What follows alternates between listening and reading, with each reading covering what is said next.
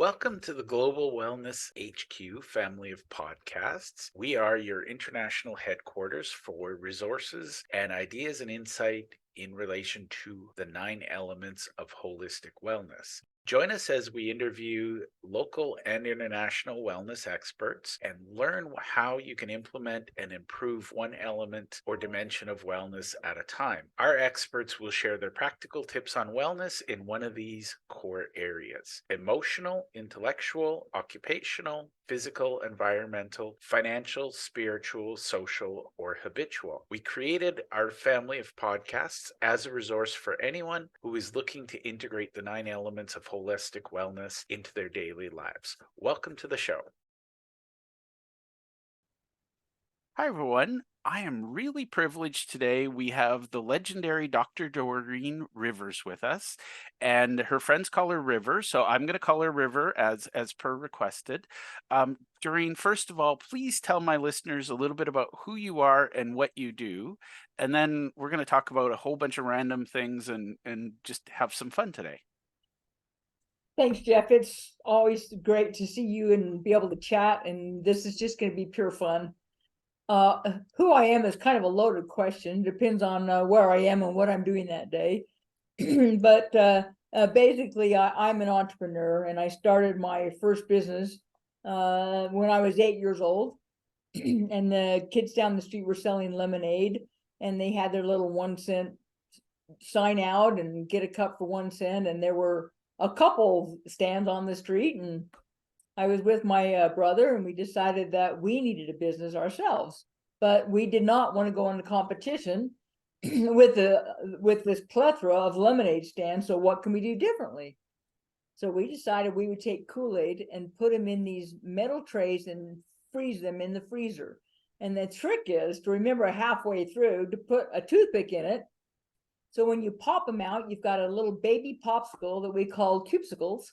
And we sold those for 2 cents each. And by the end of the week, we had all the kids in the neighborhood coming to our stand because we had something unique. And even though it was twice the money, they couldn't get enough of it. And it just went from there as far as what's our next idea.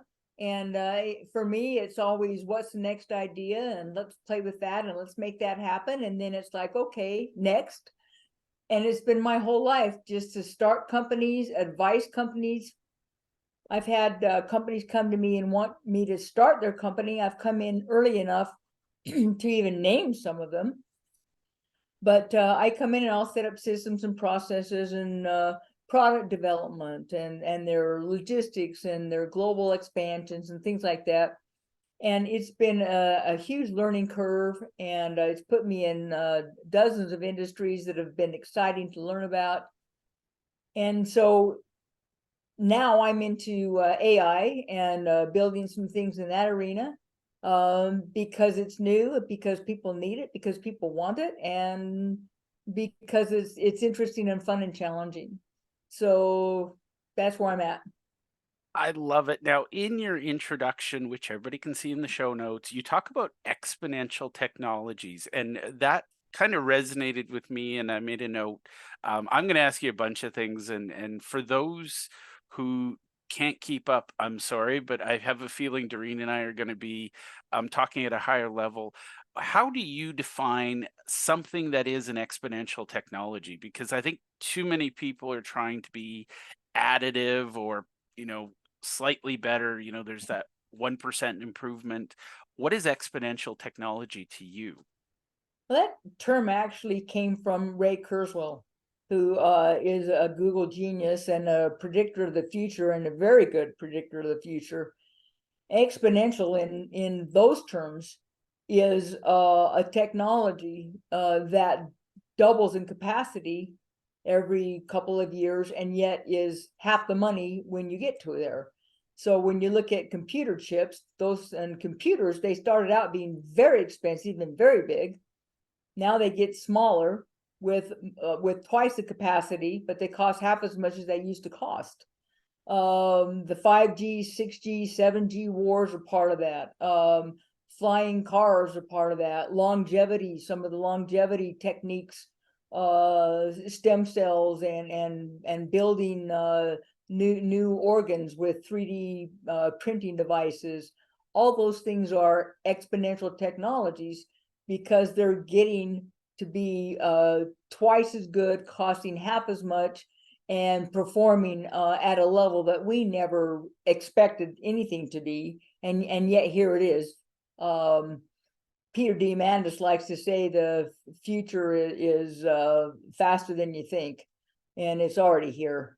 And some of these things are here, and they're just waiting for approval to become mainstream. All those things are exponential.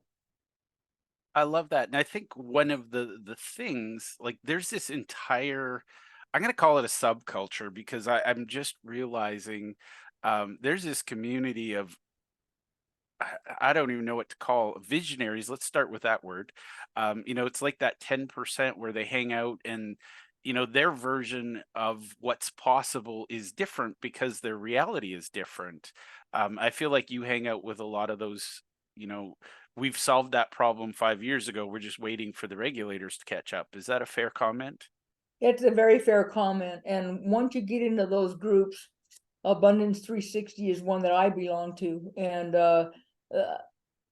talk about feeling like a small fish in a big pond. There are absolute geniuses that are in some of these groups. And number one, if you let it, it can make you feel really dumb and really stupid because they're doing these astronomical visionary things that you didn't think of, and they're actually not just thinking of them, they're doing them. But the other part of it is that it's invigorating, and it makes you think bigger, and it makes you be better at what you're doing and reach much higher than you anticipated. And yet when you do that, somehow you figure it out, and you're playing on a much bigger level and a bigger playing field had you not been with these people. So I love to hang out with really smart people. And I'm not as smart, but it makes me feel like I'm at least getting there.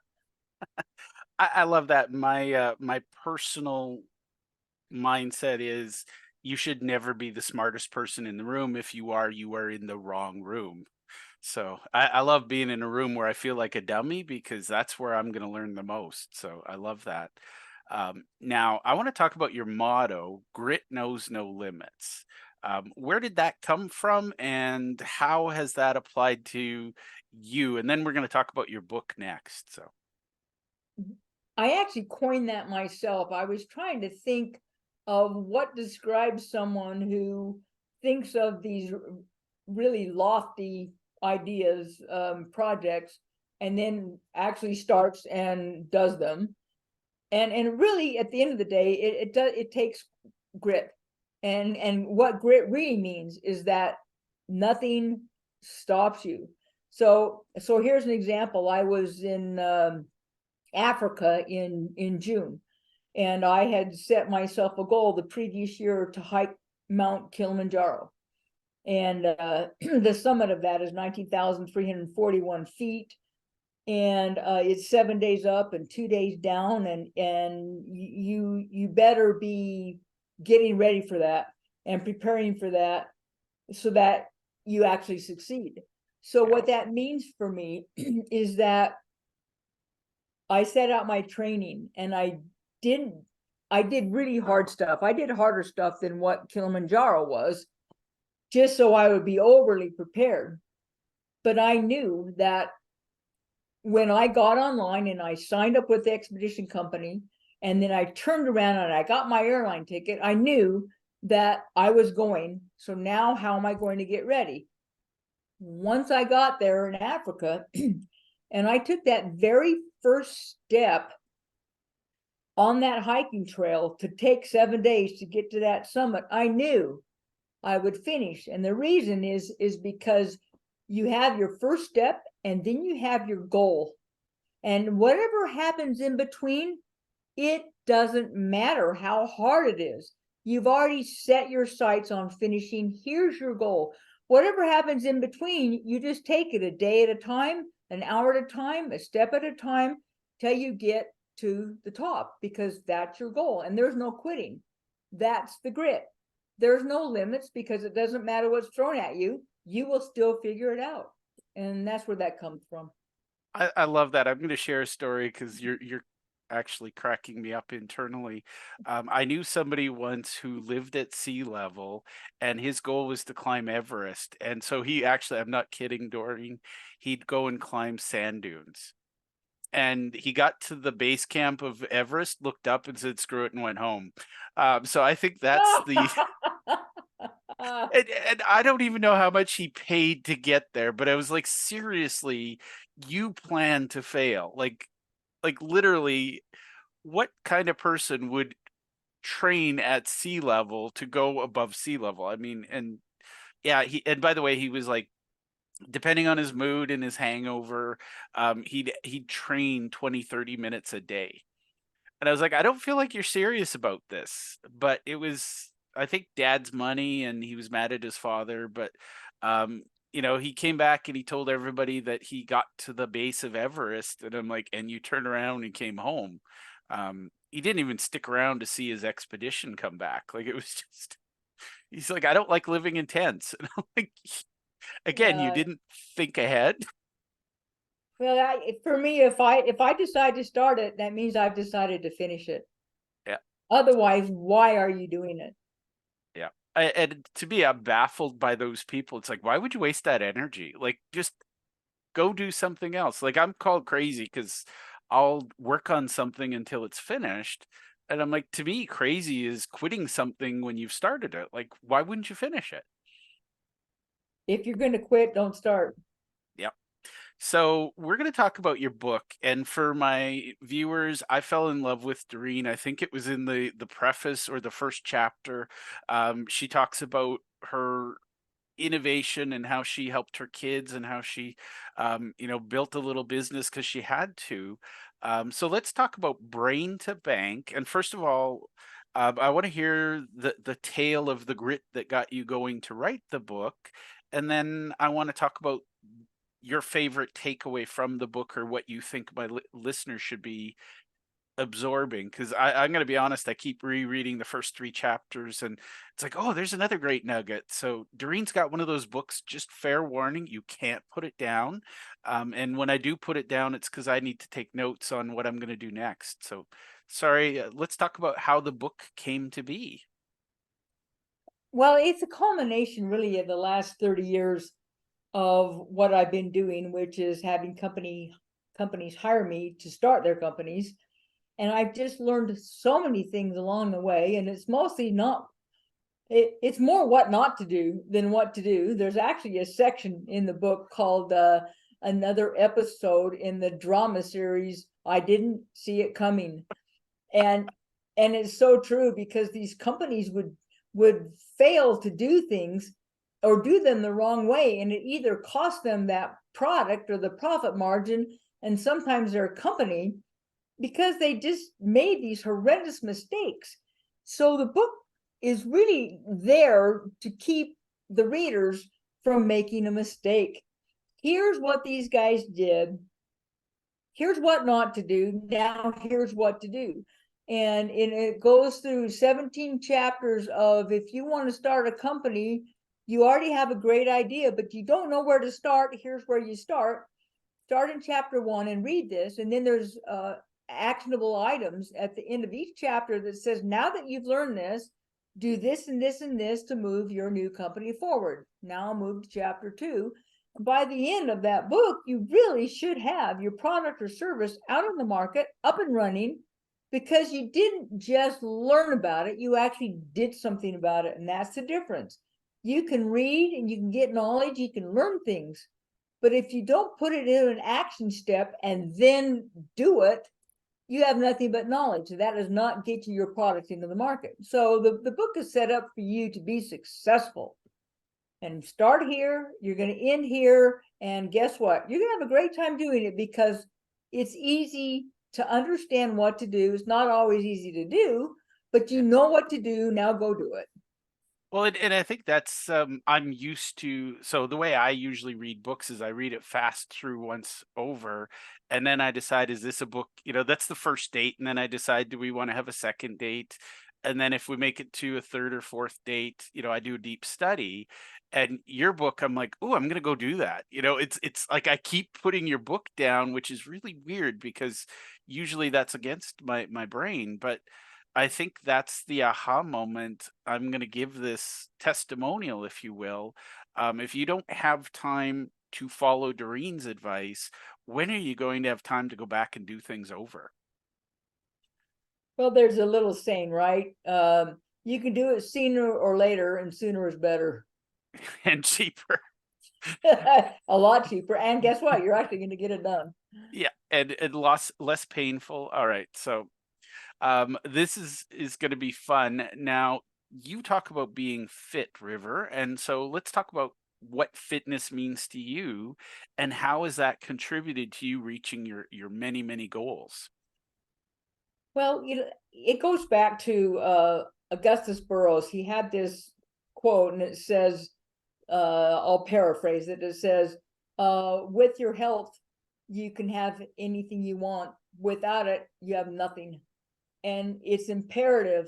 It's the number one thing on my list every day is what am I doing to stay healthy? And it's usually working out and watching, what I eat and being smart about it. I don't ever make it so hard that I can't continue. I don't have like hard, fast rules. Like, yeah, if you order fries at the when we're at dinner, I'm probably going to take 5 of them when you're not looking.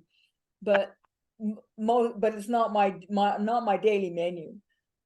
And I've just been like that my whole life. I just think it's so important to feel good. When you feel good, you get up and you get stuff done and you feel good doing it, and it doesn't wear you out, and you don't need a nap in the middle of the day, and you're not going to the doctor all the time. And it's just, your health is everything. And then you can go do everything you want to do, but you got to take care of that first. Well, and honestly, if you don't have your health, you're not going to have anything else. And I mean, the extreme cases, you're in the ground and you're feeding some worms. Like you're not having your legacy in under the ground. Is that fair?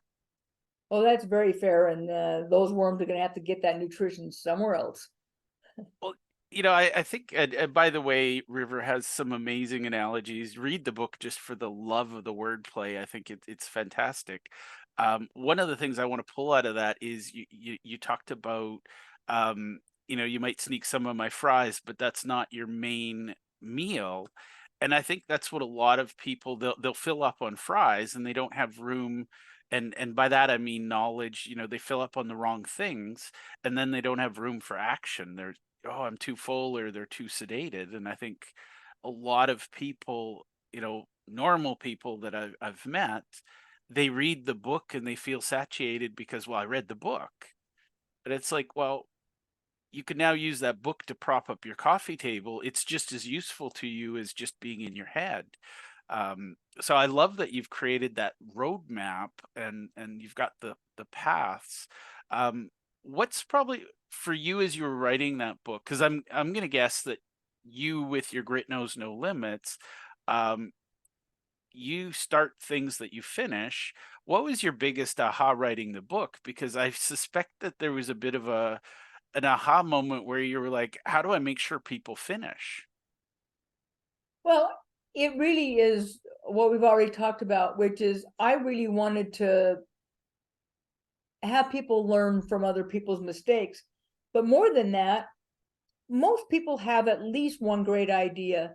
And if this helps you to get that idea into the marketplace, then the book is a success. It's not about me just telling you stuff. It's me telling you how to get it done Yeah. so that you actually have something. Otherwise, you still just have an idea.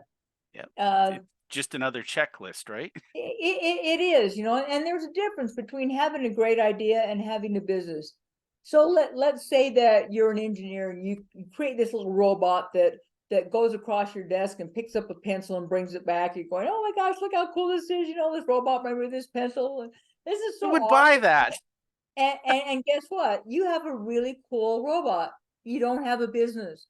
Yeah. And the book Brain to Bank teaches you how to create the business, how to market it, what you need to do to keep it going, distribution, the whole thing, so that it's not just an idea, it's actually a product or a service, and it's not just some little cool thing that sits on your desk. Yeah, you sold it to your mom and to Jeff. You know, it's that's not a business, right? Yeah. Friends and family are not it, right? I mean, By the they're your first buyers, and they get you up and running. And they all tell you how great you are. Well, let's see some of your other customer reviews of the people that are not at your family reunion. What does that say? River, I'm just going to share this morning. I actually had a conversation with a very excited young entrepreneur, and his entire business model, I can give you in a minute if you'll listen. He's going to make videos on how to swim better. He's going to post them on YouTube, and everybody's going to send him money. And I know it's going to work because my mom said so. The only thing that's going to drown is him and his business. Yeah. And by the way, he also in that same story said, "Oh, by the way, I have a backup plan. I want to be a software engineer. I hope somebody will hire me and pay me to get trained on it." And I was like, "You might want to step back and reevaluate your life." He's very young, so I'm not judging him. It's just it's very much the world is going to bring me something. And you know, I loved reading your introduction because it's like the world gives us nothing. We got to go out and find it, and we got to build it. And so let's talk about Alpha 81 because that is the whole point of this show. I want to introduce great people to great people, and River is already becoming fast one of my favorites. What does Alpha 81 do, and how does it look to work with you? What does that look like? Alpha 81 is a company that I started because industries were looking to hire me. What have I done? So you put together your website, and then from there, you end up being hired to consult with companies. And I've I've come in to start dozens and dozens and dozens of new companies, but I've also come in to consult with existing companies who are looking to create a new vertical. So, for example, a construction company hired me to come in, and they wanted to start a restoration vertical to their existing new build construction company. So what does that look like? And that's a company that comes in and rebuilds your home after a fire or a flood or all of that. And so I came in to help him establish all of that. And it was an existing company, but that's a whole new thing they hadn't done before. That's like starting a new business because it's a new part and a different kind of construction. And so Alpha 81 comes in and helps you start your own company or helps you start a new vertical. It's an existing company. I've done a lot of change management. Some of the companies want to go in a different direction. More importantly, recently, the new buzzword is artificial intelligence, and everyone says, "Oh, we have AI," and what they think AI is they have a little chat box that never answers a question, goes around in a loop and drives you crazy till you hang up. That's not AI. Generative, regenerative videos and a natural process, language processing models and machine learning, and there's a ton of buzzwords, but what is it you're really trying to accomplish? What will help your business move forward? What kind of AI do you need to make your business better? It's not coming in to replace employees. It's coming in to be your new assistant and collaborator. What is it that you need? That's a whole different ball game, and that's an exponential technology. And so, what does that look like for your company? And that seems to be more of what I'm working on lately than anything else. I love that. And I think that's so important. You know, there's all this misconception about AI. And, you know, people are like, oh, we can relax. AI is here to save us. Well, if you don't have the brains managing the tool, how's AI going to help? I mean, it just feels like you're busier and you got more noise. Is that a fair statement? It's a fair statement, and also adding that there are all kinds of different AIs. That's like saying the internet, like AI, right? Like there's Yeah. all these components to it, and they all do different things. What is it you really want, or what do you need, and then which AI tool is going to help you get there. It's not just AI, it's what specific AI tool will help you with what you're just talking about. And I'm going to say something mostly in jest, but I hope it exists. I live for the day where there's an AI to tell me which AI I need to use. So if that's in development, please send me a direct message. I want to hear about it. It actually is, and I just heard about it last week. I'll dig it up and I'll send it to you. People think I'm joking when I say that. And I'm like, No, no, there's no, I read about it. I'll find it. I know I th- th- marked it somewhere. there is a human being, I can't remember his name, but he was known as a polymath. And he's literally, if you Google him, he's the last person in history to know everything about every human subject known to man. And that was, 1880s or something. The information age just exploded. I don't think it's possible for one human to have that depth. So I feel like, for me, I'd really, if I could be my nerdy day, I'd go hang out with Watson at IBM for a day, just tell me what I you know, Watson, tell me everything. now no one knows everything now. What you need to know is where to go to find it, and that's all you need to know. You need to know it's there. You just need to know where to go. Yeah. And I would add to that where to go to not find it, because that's, I know some people, they do research on, Facebook, and I'm like, that's not where I see the great minds of our day gathering and sharing their wisdom. I miss the days of Aristotle where you knew where they were. Now, this is a question that's off the grid, but I hope you'll indulge me, River. I suspect that you work with a certain type of human being. Let's talk about who works best with you, because, given that we've talked about the book Driven, I feel like, and your grit, what kind of human being is going to enjoy working with you the most? And flipping that around, who do you enjoy working with? I would say mostly entrepreneurs, business-minded people. These are people who already have ideas. They just need help implementing them, knowing which direction to go.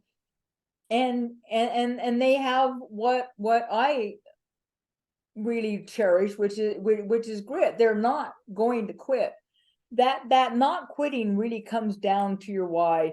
You need to know why you're doing what you're doing. And you need to dig about 5 levels down to really figure out, why do I really want to do this?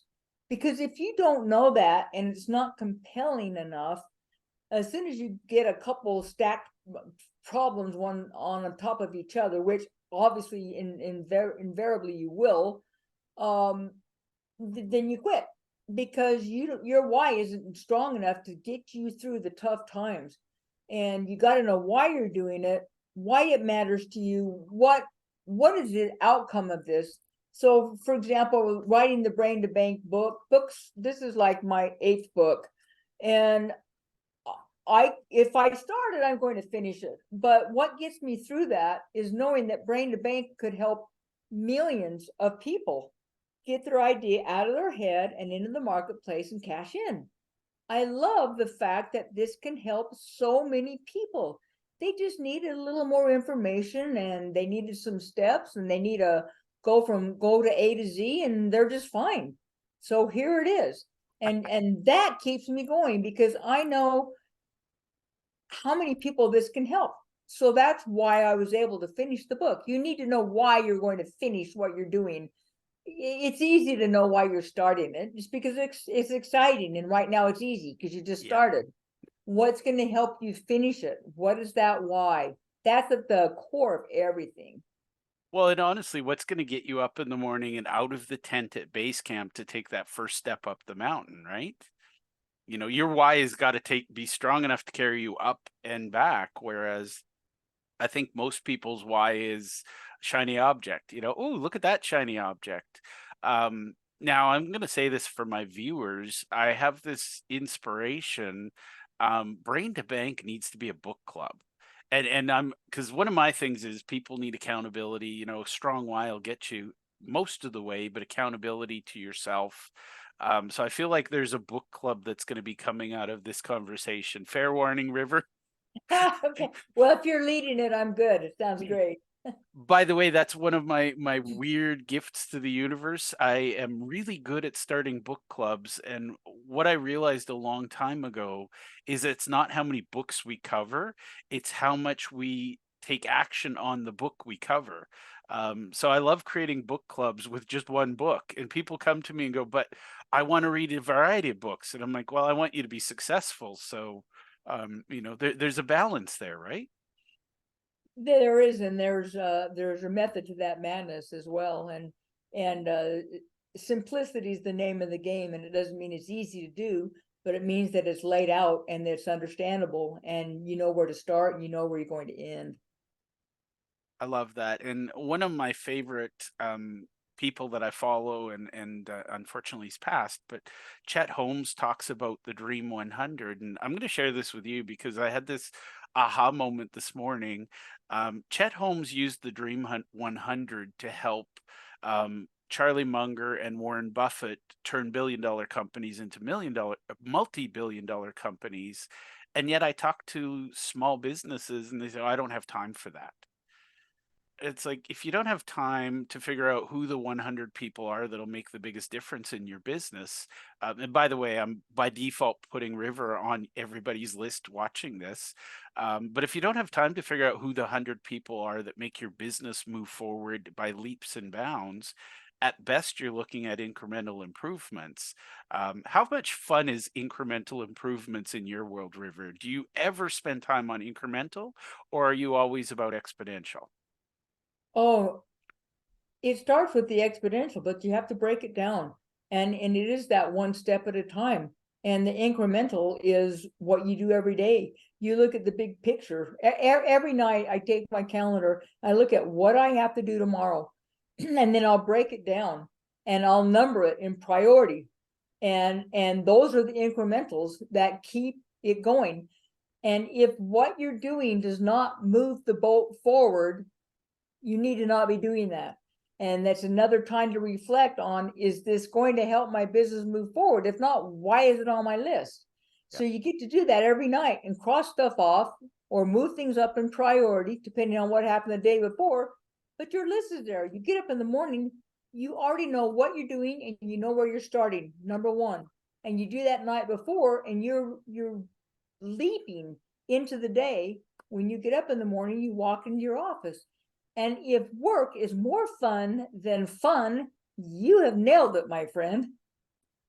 I love that. And I can't help but think doing the right things and making progress helps with grit. Is that fair? I think they go hand in hand, and I don't think you can have one without the other. I love it. Well, I could talk to you all day, River, and I want to be mindful of your time. You are the expert at being you. Have I missed any questions I should have asked you? Oh, I don't think so. I think we covered some of the biggest things. I mean, what makes me tick? It's coming up with great ideas that help other people. I love it. And for my viewers, I happen to know a few intellectual property attorneys, and I'm thinking they need to meet River because good attorneys have people with ideas, and people with ideas need good attorneys. How can people connect with you and learn more about what you do, and maybe talk about working with you at Alpha 81? Well, you can go to alpha81.com, and there's a little form there that you can send and just say, hey, I've got a question, or can you connect with me on this? And I'm happy to follow through on that. And for your readers today, Jeff, I recently launched another little book called Working Together Alone, and it's all about how to outsource. And your readers can read it, your listeners can read it free if they go to riversfreebook.com, and you can read the book, right? Sign up, read the book free, and it teaches you, especially for people who have new businesses.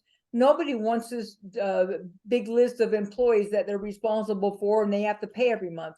This teaches you how to find people when you need them, and only for specific projects, and you pay them the fee and you're done. You don't have this huge overhead as a startup.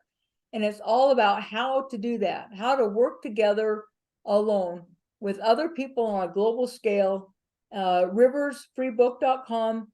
and read it, have fun. There's also a form there where you can contact me if you need to, but alpha81.com, go there and shoot me an email.